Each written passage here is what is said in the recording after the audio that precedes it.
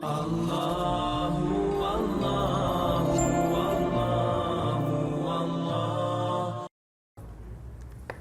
pernah melakukan zina dan minum minuman keras. Bagaimana dengan amal ibadah yang saya lakukan saat ini, dan bagaimana dengan hukum Islam tentang rajam dan potong tangan dan lain-lain? Apakah saya masih bisa berharap surganya Allah? Mohon nasihatnya Ustaz.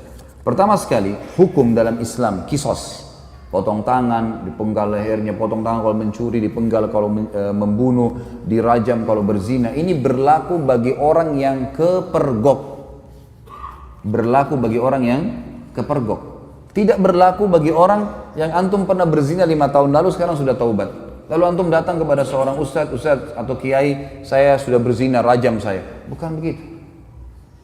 Makanya hadis Bukhari yang menjelaskan, seorang wanita pernah datang kepada Nabi SAW dan berkata, ya Rasulullah, saya sudah berzina dan saya hamil dari zina. Dia buat pengakuan. Apa kata Nabi SAW? Kau lagi hamil, pulanglah, melahirkan anak itu, karena anak itu nggak ada salahnya. Apa kata ulama hadis? Yang dimaksud oleh baginda Nabi SAW, pulang taubat, jangan kau kesini. Kalau tidak kepergok, udahlah, taubat, lindungi, kau berlindung di bawah naungannya Allah. Jangan, tidak ada, kita bukan seperti Katolik teman-teman yang harus pengakuan dosa disampaikan segala, lalu kemudian pasturnya kasih air suci lah kamu selesai. Nah, dalam Islam itu, karena dalam pengakuan dosa nggak ada. Antum tutupin dosa itu. Kata Nabi SAW dalam hadis Bukhari Muslim, orang yang paling buruk di sisi Allah adalah orang yang sudah Allah tutupi kesalahannya. Dia zina tadi malam nih, Allah tutupi sampai pagi, lalu dia sendiri yang mengekspos kesalahannya. Saya tadi malam, saya begini. Untuk apa? Wanita itu teman-teman pada saat sudah selesai melahirkan 9 bulan, masih kembali, ya Rasulullah, saya sudah melahirkan. Kata Nabi SAW, susui anak ini. Masih ada waktu 2 tahun. Disuruh taubat oleh Nabi SAW, gitu kan? Pulang, habis menyusui ternyata iman dalam hatinya masih kuat. Ya Rasulullah, saya sudah menyusui, rajam saya mau disucikan. Barulah Nabi SAW mengatakan, baik, keraskan bajunya, kemudian dirajam, gitu kan? Karena dia terus meminta kepada Nabi SAW, tapi awalnya disuruh pergi, gitu kan? Lalu kemudian teman-teman sekalian yang terjadi, waktu lagi dilempar, ada seorang sahabat mengatakan, semoga Allah melaknatmu, kenapa kau berzina? Kata Nabi SAW, jangan kau laknat dia, perempuan ini, demi zat yang ubun-ubunnya Muhammad dalam genggamannya, dia telah bertaubat, kalau dibagi untuk 70 orang penduduk Madinah cukup buat mereka semua masuk surga. Luar biasa orang ini, jangan itu. Ada pernah sahabat mengatakan, ya Rasulullah, saya mencium seorang wanita di pinggir Madinah, asabtul mar'ah. Dalam ulama hadis mengatakan, dia mengatakan, saya sudah menciumnya, saya sudah memeluknya, tapi tidak terjadi perzinahan. Kata Nabi SAW, atusolli ma'ana, apa kau sholat bersama kami berjamaah? Kata dia, iya. Kata Nabi SAW, idhab, pergilah dari sini. Udah, artinya kau taubat, jangan ceritain ke saya, jangan buat pengakuan tuh, nggak usah. Taubat, tutupin aibmu, bertobat kepada Sang Pencipta. Karena yang kepergok, ditangkap lagi zina, itu kena hukum. Kepergok lagi mencuri, kena hukum, gitu loh. Pernah ada sahabat datang mengatakan, ya Rasulullah, saya berzina, dalam hadis Bukhari semua ini. Kata Nabi SAW sambil, ini orang lagi berhadap begini, Nabi SAW alihkan ke sana. Mungkin kau hanya menciumnya. Nabi SAW alihkan dia. Mungkin kau, jangan datang ngaku sini, pergi sana taubat, gitu loh. Kata Nabi SAW, mungkin kau hanya menciumnya. Dia datang ke sini, ya Rasulullah, saya telah berzina. Nabi SAW alihkan lagi ke sini, mungkin kau hanya memeluknya, sambil tidak melihat wajahnya orang ini. Dia datang lagi, ya Rasulullah, saya sudah berzina. Nabi SAW balik lagi ke arah kiri, mungkin kau hanya begini dan begitu. Dia datang, ya Rasulullah, saya meletakkan kemaluan saya dan kemaluannya, saya sudah berzina, rajam saya.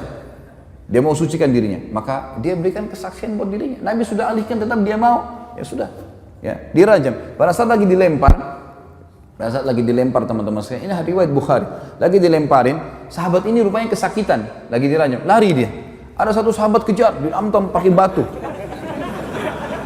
mati, karena dipukul pakai batu, dikejar kan. Kata Nabi SAW, halla taraktumu fayatubu yutubullahu alaih.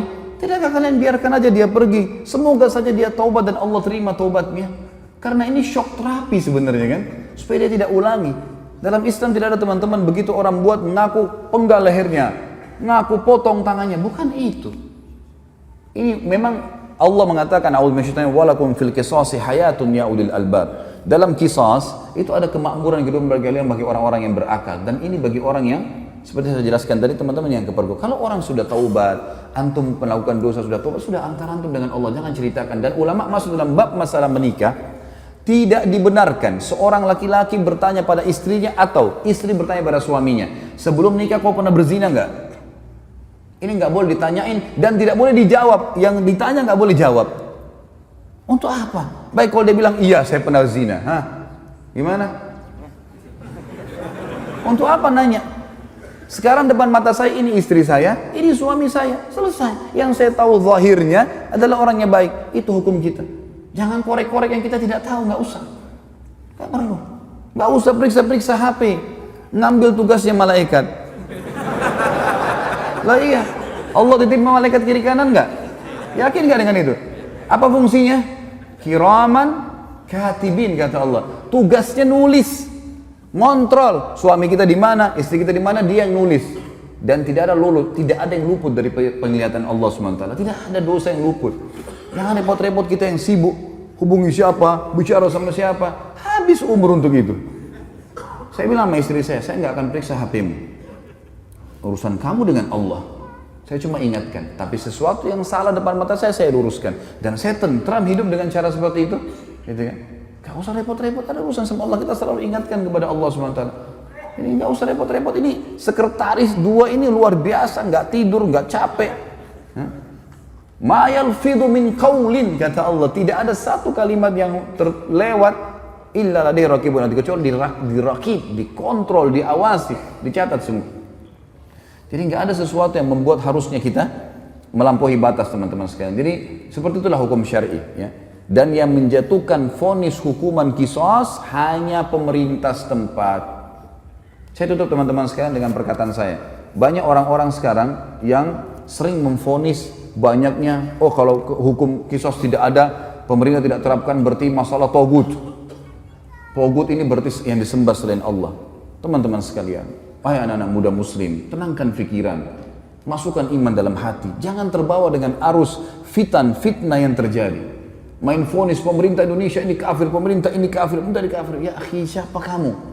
Duduklah, ibadahlah kepada Allah, azan ke masjid, baca Quran, perbanyak ibadah, jaga mulut. Kata Nabi SAW, man kana yu'minu billahi wal akhir falyakul khairan aw liyasmut. Siapa yang mengaku beriman pada Allah dan akhir, dia cuma ucapkan yang baik, yang dia tahu dan dia tahu bermanfaat buat dia di akhirat, atau dia diam. Jangan ikut campur, nggak usah. Sekarang antum memvonis si fulan tidak benar, si fulan tidak benar. Dari mana ilmu antum tidak benar?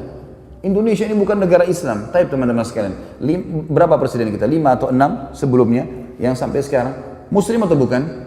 Muslim. Salah satu syarat negara Islam pemimpinnya muslim. Yang kedua, mayoritas masyarakat muslim atau bukan?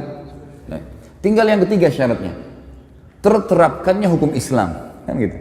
Baik, pertanyaan di Indonesia, apakah hukum Islam sudah diterapkan?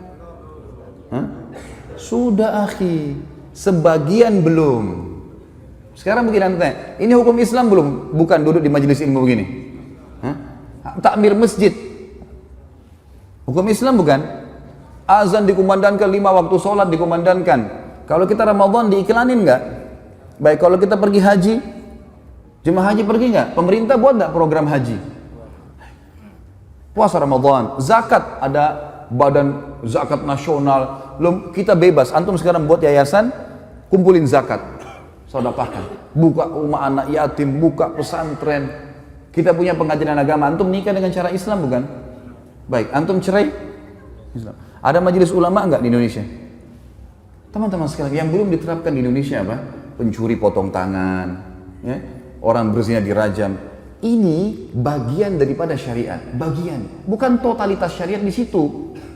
Harus kita tenangkan pikiran dan hati kita, teman-teman. Jangan terbawa cuma emosional dan ilmunya kurang, akhirnya kemana-mana nih, gitu kan? Ban mobil kita kalau bannya lagi kempes, tambah angin saja, jalan. Kita enggak, kempes, buang semua mobilnya. Lah iya, langsung main vonis. Teman-teman, manusia semua bisa berbuat salah, punya kekurangan, gitu kan? Tetapi kita mendoakan. Yang saya lihat adalah kita di Saudi misal contoh ya, saya karena pernah tinggal di sana, saya melihat di setiap mimbar hari Jumat, semua khatibnya pasti mendoakan agar pemimpin mereka dapat hidayah. Bayangkan kalau kita punya, saya dapat data teman-teman di Jakarta Selatan saja, kita punya 2.200 masjid dan musola. 2.200 masjid dan musola. Ini mungkin sejumlah dengan masjid di negara-negara muslim yang lain yang kecil. Ini baru Jakarta Selatan, kita punya 5 wilayah Jakarta. Ada pusat, ada barat, ada utara, ada timur, ada selatan. Ini kalau 2.000 aja setiap wilayah kita punya 10.000 masjid. Bagaimana kalau seluruh Indonesia? Bagaimana kalau semua orang ini, ya, kalau 10.000 masjid teman-teman berarti ada 10.000 khatib. Ya. Kalau kita punya misal seluruh Indonesia anggaplah 5.000, 100.000 masjid. Semuanya mendoakan, ya Allah berikan hidayah pemimpin kami. Ya Allah berikan mereka menerapkan Al-Quran dan Sunnah. Ya Allah. Terus kita doakan kebaikan. Masa dari sekian ratus ribu orang mukmin berdoa tidak diterima sama Allah? Daripada kita main vonis, kita main salahkan, comot sana, ganti sini, vonis ini. Kehidupan apa ini gitu?